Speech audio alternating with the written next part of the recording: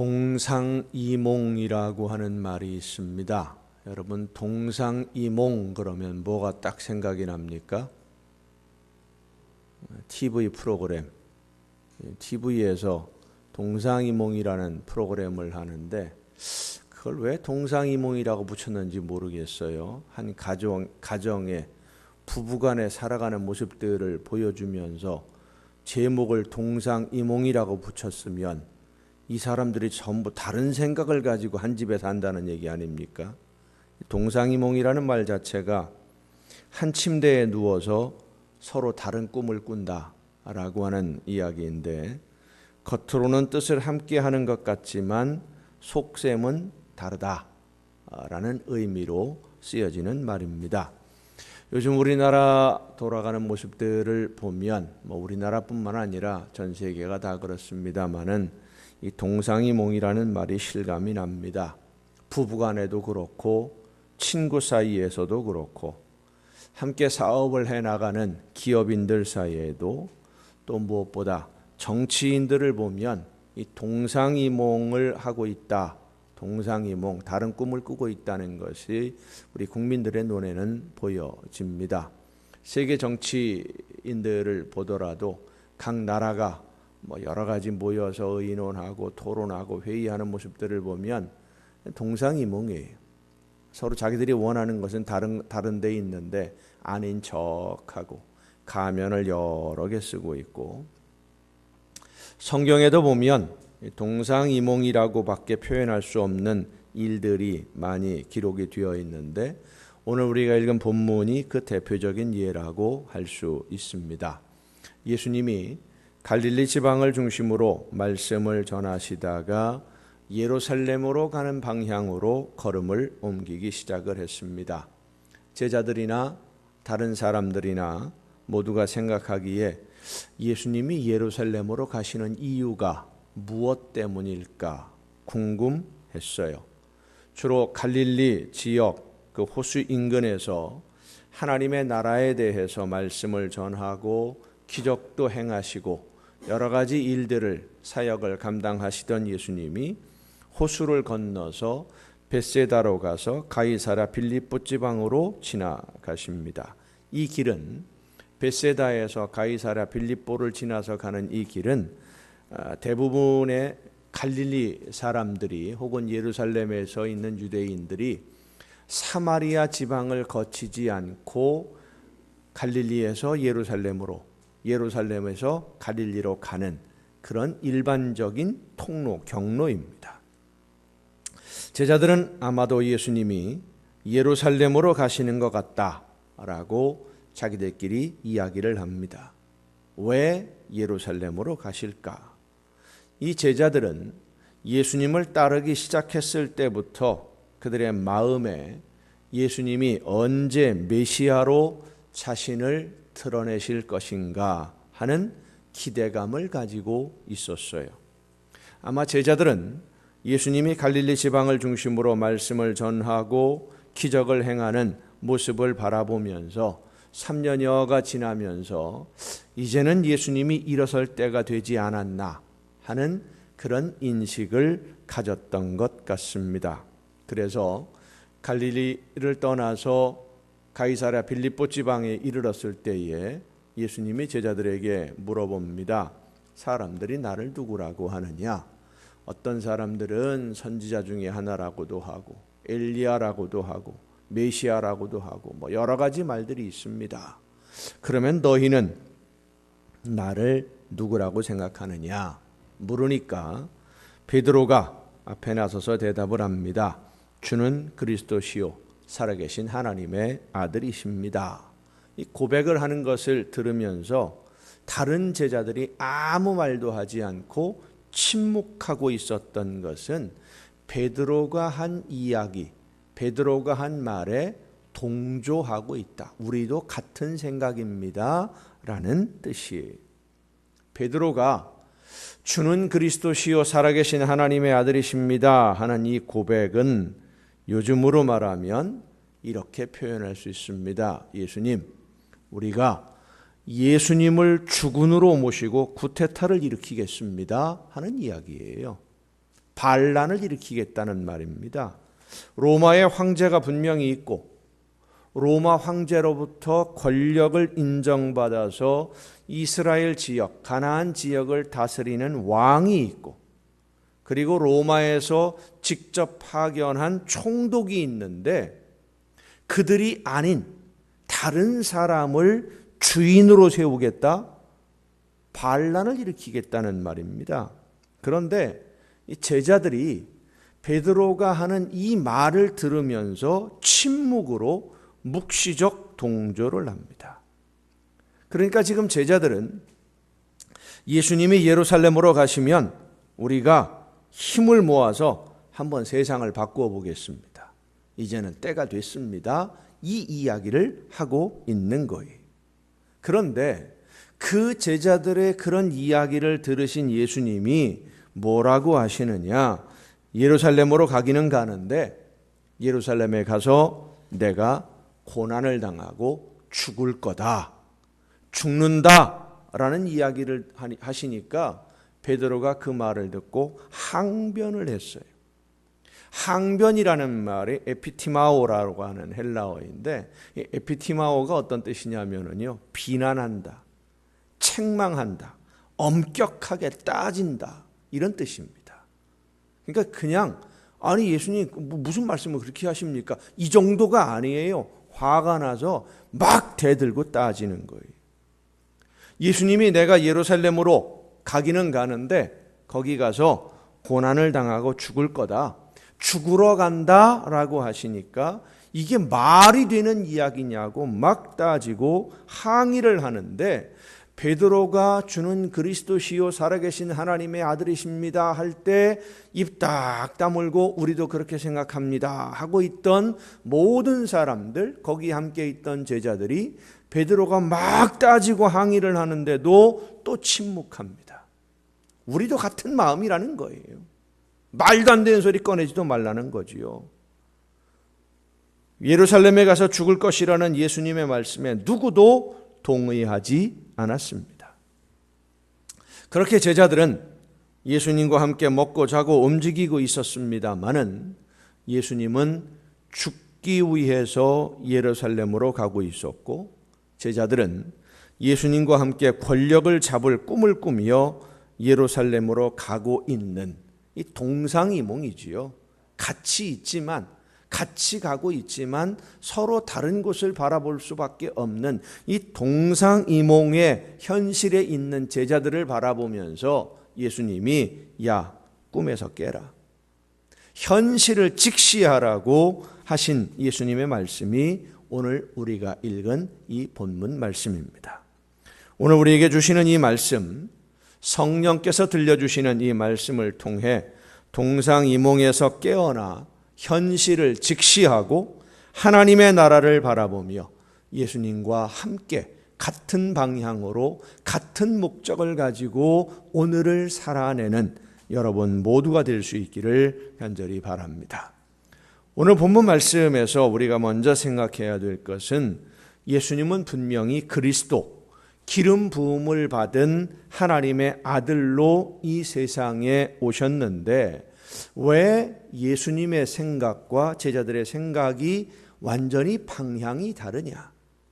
예수님도 본인이 자신이 메시아라는 것 알고 있었고 그리스도 기름 부음을 받은 자라는 것 예수님도 알고 있었고 제자들도 역시 똑같은 생각을 가지고 있었는데 예수님이 어떤 분이냐라는 것은 알면서도 그 이후에 이루어질 일들을 왜 전혀 다른 방향으로 생각을 하고 있었느냐 하는 문제입니다. 예수님을 주, 그러니까 주인으로 모시겠다라고 하는 베드로의 고백. 그런데 예수님은 뭐라고 하시느냐 하면 내가 예루살렘에 가면 거기서 많은 고난을 받고 죽을 거다. 제자들은 예수님을 왕으로 세우려고 예루살렘으로 가는데 예수님은 죽으러 예루살렘으로 가요. 이 말을 들은 제자들은 황당할 수밖에 없지요. 예수님과 제자들의 대화를 생각해 보면 우리가 예수님을 왕으로 세우려고 한다라고 제자들이 이야기를 하니까 나는 고난을 받고 죽을 거다라고 대답을 하시니 제자들의 말을 듣는 예수님도 사실 황당하고 예수님의 말을 듣는 제자들은 더 황당합니다.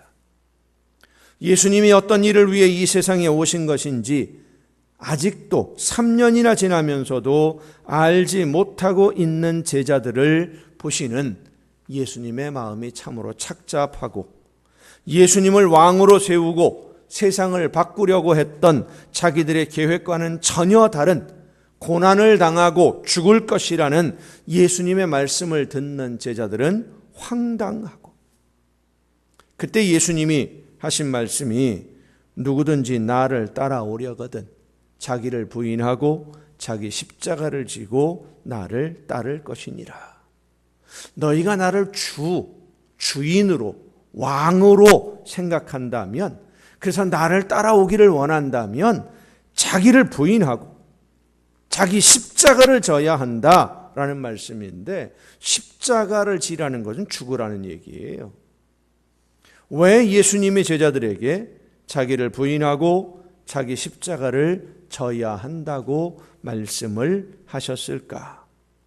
제자들은 예수님을 왕으로 세우든 하나님의 아들로 믿든 선지자로 믿든 그 믿음의 결과, 그러니까 예수님을 따름으로 인해서, 예수님과 함께 있음으로 인해서 얻으려고 하는 것이 분명했어요. 부귀영화입니다. 제자들은 예수님이 선지자든 예수님이 메시아든 예수님이 구세주든 하나님의 아들이든 아니 하나님 자신이든 상관없이 예수님을 따름으로 인해서, 예수님의 제자가 됨으로 인해서 이 세상에서 부귀영화를 얻으려고 했던 거예요. 예수님의 제자들과 나눈 이 지역, 가이사라 빌립보라고 하는 이 지방의 옛날 이름이 바알갓입니다. 바알갓이라는 말의 뜻은 복의 주인이 바알이다라는 뜻을 가진 그런 이 지역이, 가나안 사람들이 바알이라는 우상을 섬기는 신전이 있던 지역이 바로 이 가이사라 빌립보예요. 그 이후에 그리스 사람들이 이 가나안 땅을 지배할 때는 이 지역이 어떤 지역이었느냐 하면 목동의 신인 판이라고 하는 신을 섬기던 지역이어서 파니아스라고 불리기도 했습니다. 이 판이라고 하는 신이 머리에 염소처럼 뿔이 2개가 나 있고요, 아주 짓궂어요. 그래서 갑자기 사람들에게 나타나서 사람들을 혼란스럽게 만들고 당황하게 만들고 하는 그런 장난기가 많은 신입니다. 패닉이라는 말을 많이 여러분 들어보셨죠? 패닉이라는 말이 이 판이라고 하는 신, 파니아스라는 이 지역에서 나온 그 단어입니다. 사람들이 혼란 속에 빠져버렸다. 이 혼란 속에 빠지는 걸 요즘은 멘붕이라고 그러는데, 이 멘붕이라는 단어를 어떻게 만들었는지 참 신기해요. 영어하고 한문하고 섞어가지고 한글을 만들었어요. 멘탈, 붕괴. 멘탈은 영어고 붕괴는 한문이잖아요. 영어하고 한문을 묶어서 멘붕. 그럼 다 알아들어요. 한글을. 참 기가 막힌 나라입니다, 우리나라가. 멘붕이 바로 패닉이에요. 그 패닉이라는 말을 만들어낸 판이라는 신을 섬기던 신전이 있는 지역이 바로 이 가이사랴 빌립보예요. 지금 제자들이 생각하고 있는 것은 예수님을 로마의 황제와 같은 위대한 왕으로 세우거나 다윗의 후손으로 세상을 호령하는 황제로 세우기를 원했어요. 그래야만, 예수님이 그런 황제가 되고 왕이 되어야만 그 권력을 우리도 나누어 가지고 부귀영화를 누릴 수 있기 때문이었어요. 이런 제자들의 모습 이해하기 어렵지 않습니다. 어쩌면 오늘 우리의 모습과도 비슷하기 때문입니다. 이렇게 이해하면 더 쉽지요.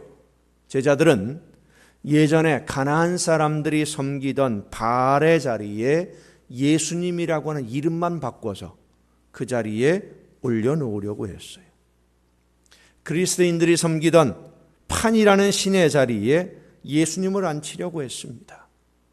로마의 황제라고 하는 그 자리에 예수님을 올려놓고 그 밑에서 부귀영화를 누리자. 예수님을 위해서가 아니라 하나님의 나라를 위해서가 아니라 엄밀하게 말하면 나 자신을 위해서, 내가 이익을 얻기 위해서 예수님을 왕으로 세우려고 하는 그것이 바로 이 제자들의 마음이었던 겁니다. 이런 모습은 한국 교회들의 모습과 그리 다르지 않습니다. 우리나라에 교회가 세워지기 전 이 땅에는 1500년간 대부분의 사람들의 신앙의 대상이었던 불교가 있었습니다. 그래서 교회가 세워지면서 미안한 얘기입니다마는 부처를 믿고 섬기던 사람들이 부처의 자리에 예수님을 앉혀놓고, 예전에 부처를 믿고 부처에게 복을 비던 그 방식대로 예수님을 믿고 부처에게 기도하던 대로 하나님께 기도하고, 부처로부터 얻으려던 축복을 하나님으로부터 받으려고 하는, 나에게 복을 주는 대상만 바꿔버리고 말았어요. 부처가 주는 복보다 더 좋은 복을 받을 수 있다는 생각으로 복을 주는 대상을 바꾼 것을 마치 우리의 믿음의 대상, 신앙이 바뀌었다라고 생각하는 분들이 많아요. 인과응보의 사상이나 지성이면 감천이라는 생각들이 기독교 신앙에 그대로 흡수되면서 기복주의 신앙이라고 하는 기형적인 모습을 가진 교회들이 오늘 많습니다. 그런데 참 안타까운 것은 그런 교회에 사람들이 많이 몰려요. 뭘 주는 게 많다니까, 받을 게 많다니까, 뭐 다 잘 된다니까, 복 받고 잘 산다니까, 자녀들 부흥한다니까 많이 몰려요. 또 공자의 자리에 예수님을 앉힌 모습도 많이 보여집니다. 진리를 알지니 진리가 너희를 자유케 하리라 하신 예수님의 말씀과는 거리가 먼 장유 유서나 남녀 유별, 이런 이상한 관습으로 사람들을 차별하면서도 그것을 정당화하는 그런 모습들이 교회 안에 많이 보여요. 무엇보다 한국 사회의 가장 뿌리가 깊은 전통 종교는 무속, 샤머니즘입니다. 이 샤머니즘, 우리나라에 온 선교사 중에 미국 감리교 소속의 헐버트라는 분이 있습니다. 아주 유명한 분이신데, 이분이 1893년도에 한국에 오셨는데, 한국에 들어와서 복음을 전하기 시작하면서 미국 선교국, 감리교 선교국에 보고를 할 때 한국 사회를 이렇게 설명을 했습니다. 조선 사람은 사회적으로는 유교도이고 철학적으로는 불교도이며 고난에 처했을 때는 무속을 의지하는 사람들이다. 참 정확한 표현인 것 같아요. 오늘도 이 표현은 그대로 맞는 말입니다. 형식적으로는 기독교인인 것 같은데 그 뿌리 속에 보면 사회적으로는 유교 사상이 그대로 있고 철학적으로는 불교 사상이 그대로 있고, 어려운 일이 있으면 옛날에 샤머니즘, 무당을 찾아가서 무속을 찾아서 조상님들에게 빌고 산에 가서 바위에 빌고 하던 그런 모습 그대로가 여전히 남아있어. 그 중에서도 가장 뿌리가 깊은 것이 이 무속, 샤머니즘인데, 이 샤머니즘과 연결된 조상숭배, 이게 우리 민족의 가장 뿌리 깊은 종교성이에요. 이런 풍토에서 한국 교회 그리 자유롭지 못합니다. 미안한 표현입니다마는 우리 믿는 성도들이 예전에 하던 그 습관대로 큰 무당 자리에 예수님 앉혀놓고 현실에서도 복을 받고 내세에서도 복을 받기를 원하고 있는 것은 아닌지 돌아보아야 됩니다. 예수님이 가이사랴 빌립보 지방에서 제자들에게 나를 따르려거든 자기를 부인하고 자기 십자가를 져야 한다라는 이 말씀은 신앙의 근본적인 문제를 말씀하시는 거예요. 나를 따르려면, 예수님의 뒤를 따르려면 예수님을 믿으려면 자기를 부인하고, 그렇습니다. 내가 복을 받기 위한 것을 목적으로 삼지 말라라는 말씀이에요. 하나님의 나라를 위해서 예수님을 따라야만 하고 예수님을 믿고 헌신하고 충성하는 것이지, 내가 잘 되고 내가 복을 받는 것을 목적으로 삼으면 안 된다. 그런 목적을 가지고 나를 따라오면 소용이 없다. 그 말씀인데, 자, 그러면 내가 이 세상에서 받을 수 있는 것이 아무것도 없는데,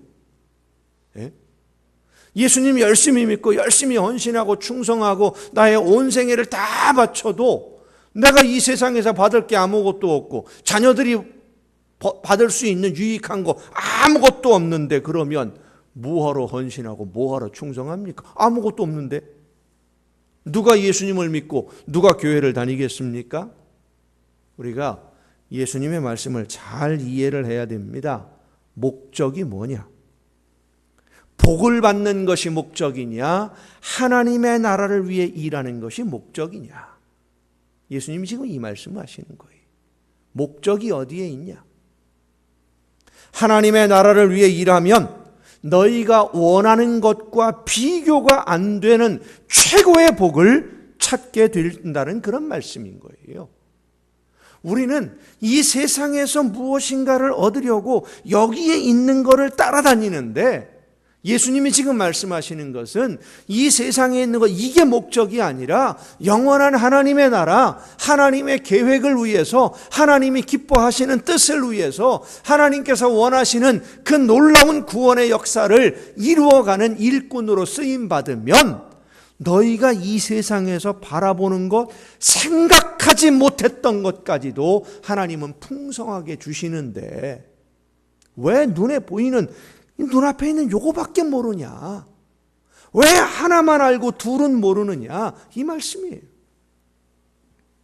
복을 받기 위해서 믿고 구하는 것이 아니라 하나님의 나라를 위해 헌신하고 충성하면 일하는 일꾼들이 받는 복, 품삯을 받고 끝나는 것이 아니라 영원한 하나님의 나라에서나 누릴 수 있는 기쁨과 평안과 행복을 여기 이 세상을 살면서도 마음껏 누리게 되고, 나만 누리는 것이 아니라 나로 인해 모든 사람들에게 그것을 나누어 주고도 남음이 있도록 풍성하게 부어주시는 것이 하나님의 계획이요 하나님의 약속인 줄로 믿으시길 바랍니다. 그런데 우리는 하나님의 크고 놀라운 계획을 생각하지 않고 아주 단순하게 나에게 필요한 것을 공급하는 여러 신들 중에 하나, 사람들에게 복을 주는 여러 우상들 중에 하나로 생각하고 예수님을 믿으려고 하고 기도하려고 하니까 동상이몽이 계속되는 거예요.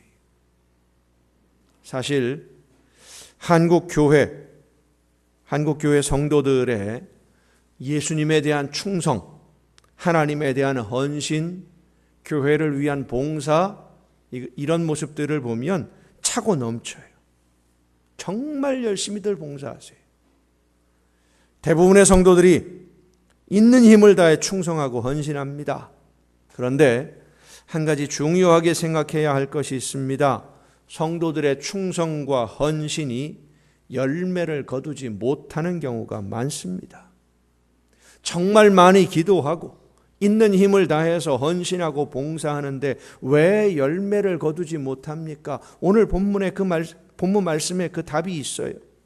예수님을 따르려면, 예수님을 믿으려면 내 욕심, 나를 부인하고 나에게 맡겨주시는 사명을 따라 십자가를 져야 되는데, 세상에서 부귀영화를 누리려는 목적으로 종교적인 충성을 하다 보니까 열매가 없어요. 하나님이 주시는 놀라운 축복의 문을 열지 못하고 있는 거예요. 사랑하는 성도 여러분, 하나님은 우리가 이 세상을 살면서 필요한 모든 좋은 것을 넘치도록 부어주시기를 원하시는 우리의 아버지이심을 믿으시길 바랍니다. 그래서 먼저 비우라는 거예요. 욕심 버리고 이 세상에서 내가 이 문제를 해결해야지 하는 이러한 내 개인적인 생각을 버리고 예수님을 주인으로 하나님의 나라를 위해 일하는 일꾼이 되어라. 그러면 너희가 상상하지 못했던 놀라운 것을 누리게 될 것이다. 그런데 많은 성도들이 예수님을 주인으로 인정하고 순종하기보다는 내 문제를 해결하고 내 이익을 얻기 위해서 예수님을 이용하려고 합니다. 베드로가 예수님이 죽으심을 이야기하자 강력하게 항의하는 것도 예수님에게 충성하는 마음에서라기보다는 예수님을 발판으로 출세하고 권력을 얻으려는 마음이 더 강했기 때문입니다. 이 베드로의 이 마음이, 제자들의 그 마음이 드러나 보이는 행동이 언제 나타나느냐 하면은요, 예수님이 잡히시니까 제자들 다 도망가 버렸어요. 베드로가 멀찌감치 따라갔지요. 대제사장의 집 뜰에서 불을 쬐면서 예수님이 고문당하는 거, 매를 맞는 거 구경하고 있다가 당신도 저 사람하고 한 패거리 아니요? 하는 여종의 질문에 나 몰라. 마지막에는 세 번째는 저주하면서 부인했다 그랬어요. 저주하면서 부인했다라는 말은요, 쌍말로 욕을 하면서 부인했다는 거예요. 누구한테 욕을 한 겁니까? 예수님을 향해서. 나 저런 인간 몰라. 자기를 부인하는 것이 아니라 예수님을 부인해. 나한테 이익이 없다고 생각을 하니까. 나를 부인하는 것은 내가 원하는 것을 이루어 달라고 요구하는 것이 아니라 하나님의 나라를 위해 나를 필요한 대로 사용해 주옵소서. 하나님이 원하시는 일에 나를 일꾼으로 불러 주옵소서. 그렇습니다. 하나님의 나라를 위해 일하기 위해서, 하나님이 원하시는 일을 하기 위해서 헌신할 때 하나님은 하나님의 나라를 위해 일하는 일꾼들이 불편하지 않도록 몸이 아프면 그 병을 치유해 주시는 줄로 믿으시길 바랍니다. 필요한 것이 있으면 채워주십니다. 물질도 채워주시고 사람들도 필요하면 옆에 불러주시고 함께 일할 수 있도록 가정을 평안하게 하시고 모든 좋은 것에 부족함이 없도록 하나님이 일꾼들을 챙겨주시는 거예요. 유익한 열매로 항상 풍성하게 채워주심을 믿으시길 바랍니다. 하나님은 우리가 하나님의 나라를 위해 기쁘게 헌신하고자 할 때, 하나님의 나라를 위해서 하나님이 부르시는 그 자리에서 하나님의 영광을 위해 충성할 때, 지금까지 베풀어 주신 은혜와 그 사랑에 감사함으로 나에게 맡기신 일들을 기쁘게 감당할 때에 내가 구하지 않은 것들, 알지 못해서 구하지 못하는 것들, 앞으로 일어난 일들을 알지 못해서 또 지금 나에게 일어나는 일들의 원인을 알지 못해서 구하지 못하는 부분들까지도 완벽하게 해결해 주시고 가장 좋은 것으로 채워주시는 우리의 아버지이심을 믿으시기를 바랍니다. 성도 여러분, 하나님은 오늘 우리에게 복을 주시기 위해서, 아니 이미 주신 복을 발견하고 찾을 수 있도록 우리의 눈을 뜨게 해주시려고 십자가를 지는 삶으로 우리를 부르십니다. 하나님이 뭐가 부족해서 우리에게 충성하고 헌신하라는 거 아니에요. 하나님이 뭐가 더 필요한 것이 있어서 너 이것 좀 해라 부탁하는 것 아닙니다. 우리에게 복을 주시려고, 하나님의 나라에서 누릴 그 행복을 지금 누리게 해주시려고 헌신하라고 하시는 것입니다. 우리가 잊지 말아야 하는 것은 우리가 십자가를 지지 않으면 하나님이 주시는 응답도 보상도 축복도 기대할 수 없어요. 물론 하나님이 은혜로 조건 없이 주시는 경우도 있습니다마는 내가 원하는 것과 비교할 수 없는 놀라운 축복은 내가 하나님의 뜻을 따라 헌신하고 충성할 때 기대하지도 못했던 복의 문을 열어 주시는 것입니다. 다시 한번 말씀드립니다. 하나님은 그 일꾼들이, 하나님의 나라를 위해 헌신하는 일꾼들이 일할 때에 방해가 되는 것, 걸림돌이 되는 것, 장애물이 되는 것 다 해결해 주심을 믿으시길 바랍니다. 이미 주신 은혜에 감사해서 기쁘게 헌신할 때 더 크고 놀라운 선물을 주시는 줄로 믿으시길 바랍니다. 하나님이 우리를 일꾼으로 부르시고 일할 수 있도록 허락하신 것을 감사함으로 기쁘게 그 사명을 감당해서 하나님이 기뻐하시는 열매를 많이 맺고 하나님이 주시는 복의 문을 오늘보다 내일 더 크게 열어서 더 많은 것을 누리며 천국의 행복을 누리는 여러분 모두가 될 수 있기를 예수님의 이름으로 축원합니다.